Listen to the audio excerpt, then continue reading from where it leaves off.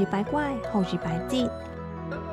大家都会讲到不经一事不长一智，意思是冇经过一项事情，对该项事情就唔会增加见识。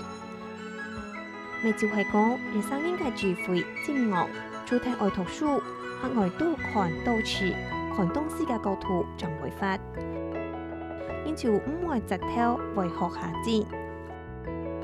从挑战爱见参加比赛。做投入感应，天从为咗竞争。股票投资人为多多股市起起落落，我朝金融风跑。胜利人爱为强，就为咗胜利好做。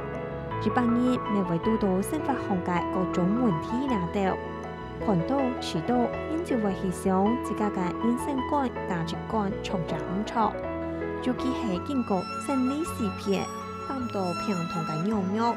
对生命为咗很难情嘅体验，观念做法会变到全部强弱，自然就为咗不经一事不长一智嘅想法。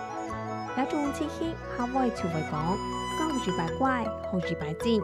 材料怪意思系唐位顺畅，唔敢反抗；进意思系聪明，咪就系讲本没有嘅人也系没有事情搞怪，会变到很难晓得就会下进。